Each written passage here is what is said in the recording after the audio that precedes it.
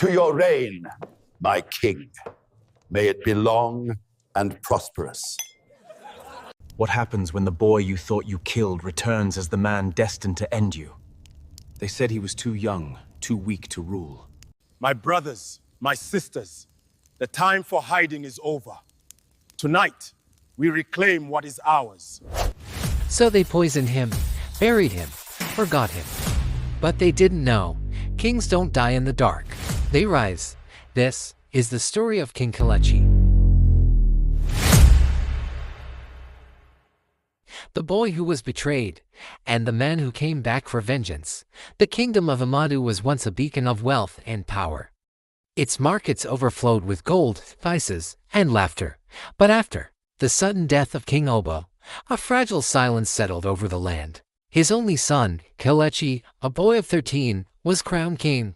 Draped in heavy royal robes, he sat nervously on a throne too large for his young frame.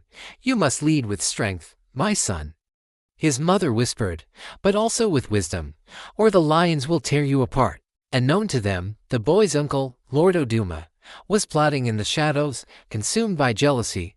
Oduma convinced the royal advisor that the boy king was unfit to rule. During the grand feast of unity, Oduma smiled as he raised a golden goblet. Reign, my king. May it be long and prosperous. But the wine in Kelechi's cup hid a bitter truth. Within hours, his vision blurred, his legs weakened, he collapsed before his court. Clutching his stomach in agony, "The boy king is dead," Oduma cried. Seizing the throne in the chaos, Kelechi's body was wrapped and prepared for burial, but one loyal servant, Amari, refused to believe he was truly gone. Under cover of night, she smuggled his fragile body out of the palace. Amari carried Kelechi into the sacred Iroko forest, said to be alive with spirits of kings past. There, she found a reclusive healer, Mamania, who agreed to help.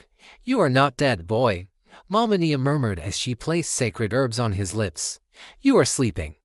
The earth has claimed you for now, but when you wake, you will not be the same." For years, Kelechi remained hidden in the forest.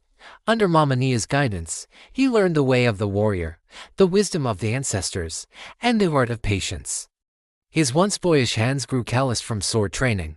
His heart hardened from stories of his people's suffering under Oduma's cruel reign. Villagers whispered of a masked warrior training in the wilds. They called him the Shadow of the Dead King. By his 21st year, Kelechi had raised a loyal band of outcasts and exiles, men and women who believed in his cause. "We do not fight for revenge," he told them. "We fight for justice, for a kingdom worth saving." On the night of the harvest festival, Kelechi and his warriors moved like shadows through the palace gates. Oduma's soldiers fell one by one, their eyes wide with fear. In the throne room, Oduma sat smugly until a masked man stepped into the torchlight. "Who dares disturb the king?" Oduma barked. The man removed his mask. Gasps echoed through the hall. "No, it cannot be," Oduma whispered. "You were dead. You buried a boy," Kelechi said coldly. But a lion rose from that grave. The two men clashed swords in a thunderous duel. Finally, Kelechi disarmed his uncle, sending him sprawling to the floor. The former advisor crawled forward, begging for mercy. "Drink," Kelechi said, tossing the poisoned goblet at him. "Taste the justice you served me." But instead of killing them, Kelechi spared their lives, exiling them to wander the deserts. A true king does not need blood to prove his power. Kelechi was crowned once more, this time, not as a boy king, but as a ruler forged in fire. Under his reign, the kingdom flourished, and the people remembered him as the lion who died and lived again.